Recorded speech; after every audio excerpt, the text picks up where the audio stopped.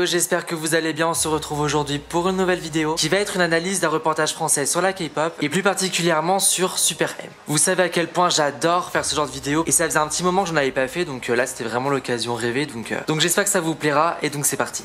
C'est un groupe qui a de quoi séduire les fans de K-pop. Il s'appelle Super M, un boys band constitué de 7 garçons issus des groupes les plus réputés du moment. À eux tous, ils ont vendu plus de 14 millions d'albums et cumulé près de 4 milliards de vues sur YouTube. Des chiffres vertigineux, mais est-ce que Super M saura faire aussi bien? Nous les avons rencontrés avec Cécile Chabano, Asma Menana et Éléonore Vanel. Et c'est donc M6 encore une fois qui a fait un reportage sur la K-pop et sur Super M. Un reportage en lien avec le concert de Super M en France qui était la semaine dernière. Et je vous avoue que j'étais vraiment pas du tout au courant que du coup cette chaîne était présente ce jour-là pour faire un reportage. Et quand j'ai découvert le reportage, j'étais vraiment surpris en tant que bonne chose parce que j'étais là, mais c'est trop cool en fait, tu vois. Pour l'instant, je trouve que le reportage il commence bien. Les informations sont justes et c'est présenté d'une manière vraiment non péjorative et plus optimiste et dans la bonne humeur des choses. Leurs fans les surnomment les Avengers de la K-pop. 7 chanteurs coréens et chinois, tous issus d'autres groupes déjà internationalement connus, pour composer la formation ultime, capable de rassembler une communauté de fans gigantesque. Car tous réunis, les membres du groupe Super M cumulent près de 4 milliards de vues sur YouTube et 112 millions de followers sur les réseaux sociaux.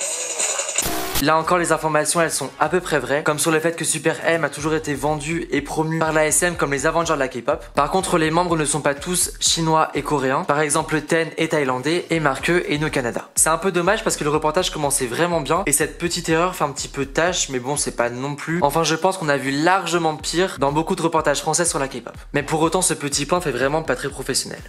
Nous sommes un groupe qui n'a pas débuté ensemble. Nous venons de groupes différents. Chacun a déjà eu ses propres expériences, ce qui peut nous donner un avantage, car cela crée une synergie nouvelle entre nous.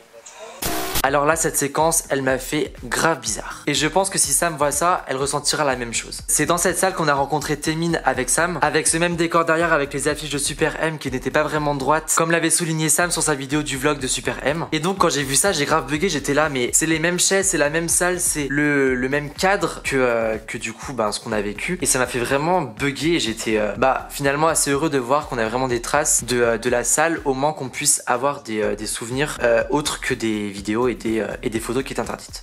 Revenons au reportage et franchement je suis vraiment surpris que M6 ait pu avoir la chance de rencontrer Super M parce que quand tu vois le staff et pour l'avoir vécu, quand tu vois le contrôle ultime de l'image et tout ce qui s'ensuit en fait, voir une télévision française pouvoir accéder à ce genre d'interview, ça m'a fait vraiment plaisir parce que ça montre que les médias français commencent un petit peu à accepter sans doute d'avoir un petit peu moins de contrôle sur leurs images et c'est cool qu'on puisse diffuser des interviews qui sont faites par nos médias français parce que je trouve que ça rend vraiment la chose plus humaine et pour les personnes qui ne connaissent pas Super M et qui vont voir ce reportage, ils pourront se dire en fait ils sont approchables on va dire et je trouve ça vraiment bien.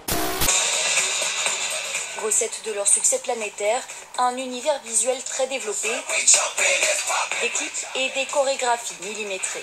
Ah, on l'attendait celle-là. Cette phrase ultime qu'on retrouve dans tous les reportages français sur la K-pop, les chorégraphies millimétrées. Je sais que cette phrase a fait jaser les fans sur Twitter par exemple, mais pour leur défense, je trouve que la manière dont ça a été dit n'était vraiment pas péjorative. Mais je sais pas pourquoi nos médias adorent ces deux mots qui sont chorégraphies millimétrées et qu'ils nous refourguent à chaque reportage, alors que je sais pas pourquoi ils adorent cette phrase en fait. Mais si c'est dit d'une manière respectueuse et non péjorative, moi ça me dérange pas du tout.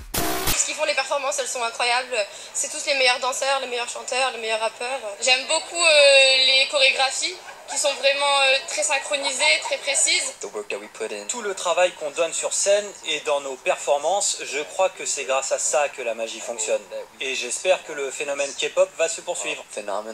C'est vraiment génial, je trouve que M6 ait interviewé des fans qui ne sont pas vraiment dans l'hystérie, dans les pleurs. Et là, ils ont gardé des témoignages qui sont calmes, qui sont posés. Et ça, c'est vraiment cool pour l'image des fans de K-pop. Venir de très loin. En tout, j'ai dû faire 6 heures de transport, ou même 7 heures presque de transport pour venir ici. Dans les mains des fans, quelques accessoires. Tout d'abord des bannières pour célébrer son artiste préféré de Super M. À certains moments, on doit lever des bannières pour chaque chanteur. Il y a un anniversaire aussi d'un des chanteurs, du coup c'est pour son anniversaire. Et surtout les lightsticks, des bâtonnets lumineux indispensables dans un concert de K-pop. J'ai le lightstick de Wavy. Un lightstick d'Exo. C'est quelque chose qui est très joli dans la salle une fois que tout le monde l'a avec soi. C'est le petit plus des concerts coréens. Des gradins éclairés de toutes les couleurs donc, et bondés, Super M a su conquérir jusque dans l'Hexagone. Alors là aussi, très bon point. Déjà pour commencer sur la présentation des choses. Les fans interviewés n'étaient pas que des très jeunes filles. Elles étaient de tout âge et c'est vraiment ce qu'on se tue à démontrer, je trouve, que les fans de K-pop ne sont pas que des très jeunes filles qui sont, comment dire, en préadolescence et qui sont en fleurs et qui sont tous ces stéréotypes et ces clichés que les gens adorent partager et véhiculer. Et M6 a également mis un point un peu plus, comment dire, appuyé sur le côté masculin que très souvent on ne fait pas parce que ça ne correspond pas aux clichés et aux stéréotypes et ça, c'est vraiment génial. Pour finir, ce que je pourrais dire, c'est que très franchement, les reportages de M6 et tout particulièrement le 1945, ils se sont juste hyper améliorés. Alors oui, ce reportage a des petites erreurs, mais je l'ai trouvé vraiment bien parce qu'en fait, en ayant assisté au concert et en ayant vu ce reportage, je trouve qu'il retransmet vraiment ce que j'ai pu ressentir et c'est ce que j'attends d'un reportage en fait. Là pour le coup, avec ce reportage, fini les clichés sur le look, les fans très jeunes, hystériques, en pleurs et tous ces clichés et stéréotypes, et là maintenant présente un groupe correctement. On montre des fans calmes, posés, de tout âge, de tout sexe. Du coup, le reportage est simple, posé, intéressant et avec en prime une petite interview de Super M. Donc que dire à part que j'ai été vraiment surpris agréablement et je trouve ce reportage vraiment bien fait et voilà.